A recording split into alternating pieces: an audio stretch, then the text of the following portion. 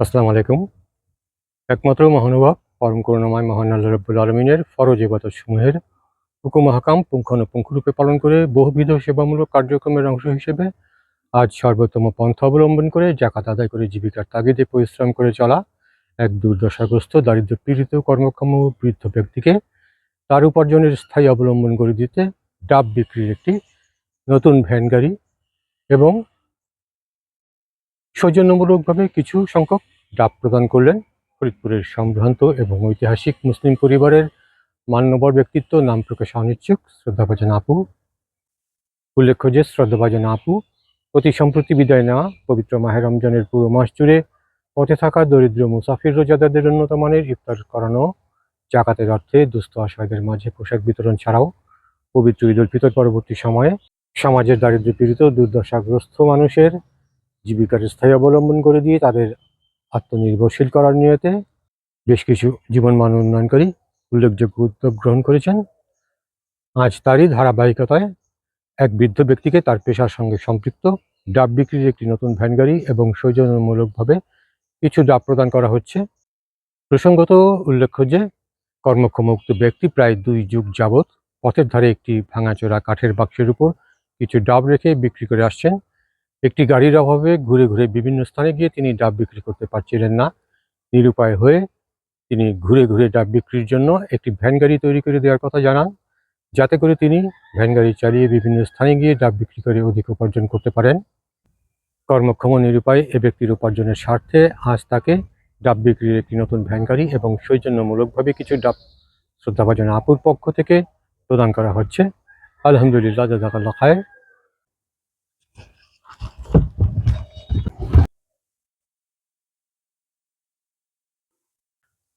আমরা এই ভ্যান গাড়ি এবং সৌজন্যমূলকভাবে কিছু ডাব যার উপার্জনের স্বার্থে প্রদান করব, আমরা তার সঙ্গে একটু কথা বলবো। আপনি আসেন। ওয়ালাইকুম আসসালাম। আপনার নামটা একটু আমাদের বলেন। আমার নাম আব্দুর রহমান মাতুব্বর। আপনার গ্রাম লেখা আছে রেলওয়ে ট্যাঙ্গল লাইন। আচ্ছা, আপনি কত বছর যাবত ডাব বিক্রি করছেন? 25-26 বছর ধরে। আমিও দেখেছি যে আপনি ফরিদপুর শহরের পোস্ট অফিসের সামনে একটি ভাঙাচোরা কাঠের বাক্সের উপর কিছু ডাব রেখে বিক্রি করে আসছিলেন।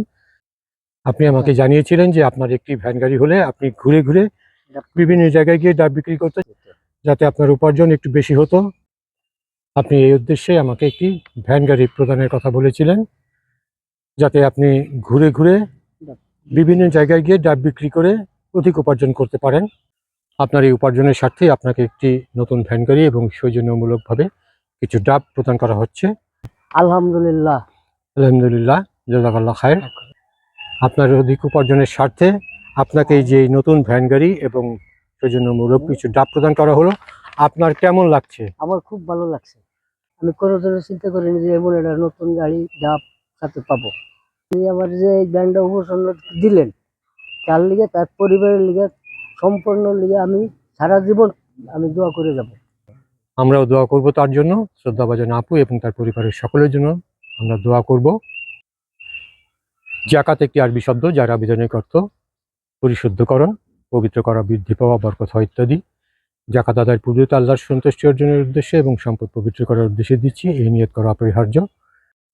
পরিকল্পিতভাবে জাকাত প্রদান সমাজকে দারিদ্র্যমুক্ত এবং স্বাবলম্বী করতে একটি স্থায়ী ইসলামিক অর্থনৈতিক ব্যবস্থা।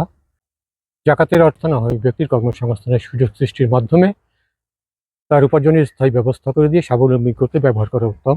ইসলাম আমাদের দিয়েছে একটি ভারসাম্যপূর্ণ সর্বোত্তম জীবন বিধান জাকাত ব্যবস্থা। আল্লাহ রাব্বুল আলামিন সমাজের অর্থনৈতিক বৈষম্য দূর করে সমাজের ভারসাম্য রক্ষার্থে দ্বিতীয় হিজরি শাওয়াল মাসে জাকাতকে প্রত্যেক সামর্থ্যবানদের জন্য খরচ করে দিয়েছেন। জাকাত আদায়কারী সম্পর্কে পবিত্র কোরআনে আল্লাহ তাআলা নিজেই বলেছেন, জাকাত ঈমানের একটি অপরিহার্য অংশ যা ঈমানকে পরিপূর্ণ করে তোলে।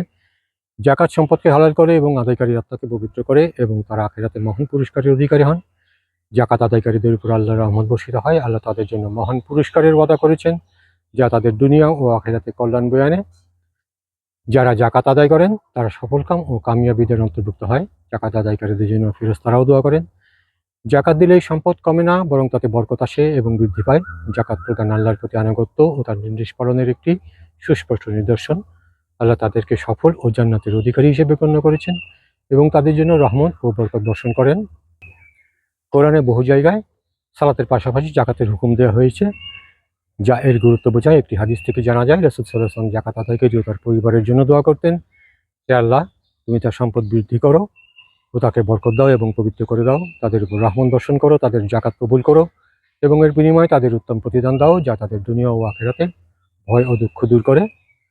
জাকাত আদায়কারী এবং তার পরিবারকে আল্লাহর পক্ষ থেকে ভয় ও দুঃখ থেকে নিরাপত্তা এবং প্রশান্তি দেওয়া হয় বলে পবিত্র কোরআনে উল্লেখ আছে, যে রাসূল সাল্লাল্লাহু আলাইহি ওয়াসাল্লামের দোয়ার ফল। রাসূল সাল্লাল্লাহু আলাইহি ওয়াসাল্লামের আরেকটি হাদিস থেকে জানা যায়, রোজ কিয়ামতের দিন কঠিন বিপদের সময় আল্লাহ সুবহানাহু ওয়া তাআলা তার জাকাত আদায়কারী বান্দাকে তার আরশের সুশীতল ছায়াতলে আশ্রয় দান করবেন।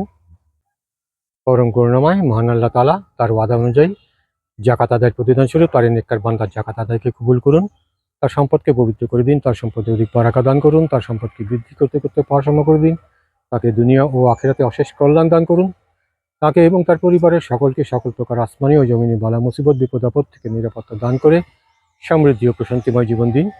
মহান আল্লাহ রাব্বুল আলামিন তার জাকাত আদায়কারী নেককার বান্দাকে রোজ কিয়ামতের দিন কঠিন বিপদের সময় তার আরশের সুশীতল ছায়াতলে আশ্রয় দান করুন। আমিন, আল্লাহুম্মা আমিন। আমরা এখন এই পরিশ্রমী বৃদ্ধ ব্যক্তিটিকে তার উপার্জনের স্বার্থে কিছু ডাব এবং এই ভ্যান গাড়িটি শ্রদ্ধাভাজন আপুর পক্ষ থেকে গ্রহণের জন্য অনুরোধ করছি। আপনি গ্রহণ করুন। আলহামদুলিল্লাহ। আলহামদুলিল্লাহ, জাযাকাল্লাহ খায়ের। হায়। শ্রদ্ধাভাজন আপুর এই মহত্বপূর্ণ আমলকে আল্লাহ পাক নিশ্চয়ই কবুল করবেন। এক ব্যক্তির উপার্জনের স্থায়ী একটি অবলম্বন করে দেওয়ার প্রতিদানে মহান রব্বুল আলামিন তার এই জাকাত আদায়ের সর্বোত্তম প্রতিদান তাকে নিশ্চয়ই দান করবেন। এক দুর্দশাগ্রস্ত ব্যক্তির কষ্ট লাঘবের প্রতিদানে আল্লাহ রাব্বুল আলামিন শ্রদ্ধাভাজন আপু এবং তার পরিবারের সকলের দুনিয়া এবং আখিরাতের সমুদয় কষ্টসমূহ লাঘব করে দিন। মহান রব্বুল আলামিন তার এবং তার প্রিয় হাবিবের ওয়াদা অনুযায়ী শ্রদ্ধাভাজন আপুর এই জাকাত আদায়ের সর্বোত্তম ফজিলত তাকে দান করুন। আমরা তার জন্য এবং তার পরিবারের সকলের জন্য দোয়া করব। আল্লাহ তাআলা তাদের সকলকে সব অবস্থায় ভালো রাখুন, সুস্থ কল্যাণময় রাখুন, সকল প্রকার বালা মুসিবত বিপদ আপদ থেকে হেফাজত করে সমৃদ্ধি ও প্রশান্তিময় জীবন দিন। শ্রদ্ধাভাজন আপুর প্রতি আমার এবং এই উপকারভোগী ব্যক্তিটির পক্ষ থেকে অশেষ কৃতজ্ঞতা।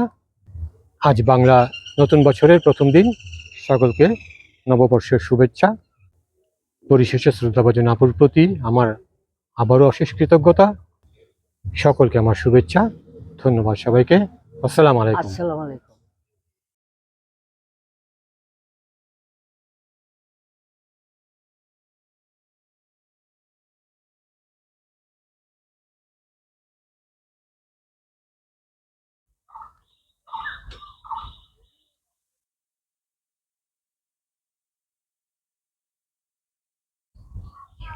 আসসালামু আলাইকুম।